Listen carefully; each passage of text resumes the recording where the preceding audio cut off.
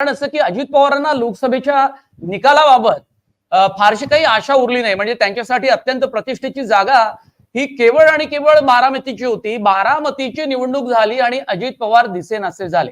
मग त्यांना ते आजारी असल्याचं सांगितलं गेलं. म्हणजे अगदी निवडणूक झाल्यानंतर दुसऱ्या टप्प्यामध्ये जे काही मतदारसंघामध्ये प्रचार होता आणि त्यानंतर अचानकच आज सार्वजनिकरित्या अजित पवार हे राष्ट्रवादी काँग्रेस पक्षाच्या बैठकीत पाहायला मिळाले. त्या अगोदर पुण्यातल्या अपघाताच्या प्रकरणावर त्यांनी काही वक्तव्य प्रसार माध्यमांना दिलेली आहे. काही स्टेटमेंट त्यांनी जारी केले. आता मुद्दा असा आहे की जर लोकसभेमध्ये त्यांना अनुकूल वातावरण नाही याचा अंदाज त्यांना आला असेल तर त्यांनी आधीच विधानसभेच्या निवडणुकीसाठी तयारी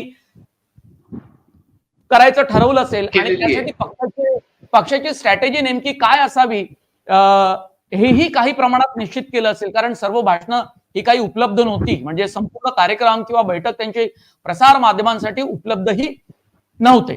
आता मुद्दा असा आहे की त्यांनी छगन भुजबळांनी आणखी काही 2-4 गोष्टी त्यात ते बोलले.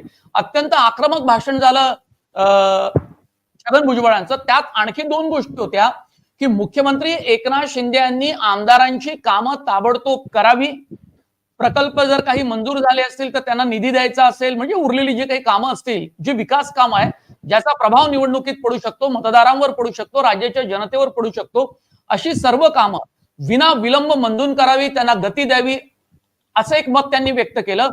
आणि याशिवाय उपमुख्यमंत्री या नात्यानं अजित पवार यांनी सुद्धा या कामांना गती देण्यासाठी मुख्यमंत्र्यांशी बोलावं, फडणवीसांशी बोलावं. म्हणजे जे महत्वाचे नेते आहेत ज्यांच्याकडून कामं होऊ शकतील. याचा अर्थ असा होतो की या विधानसभेच्या निवडणुकीत अजित पवार गट हा जास्त प्रभावी राहिला पाहिजे. त्यांना जर 80-90 जागा मिळाल्या तर जास्तीत जास्त आमदार त्यांचे निवडून यावे, यासाठी त्यांचा जोर राहणार आहे.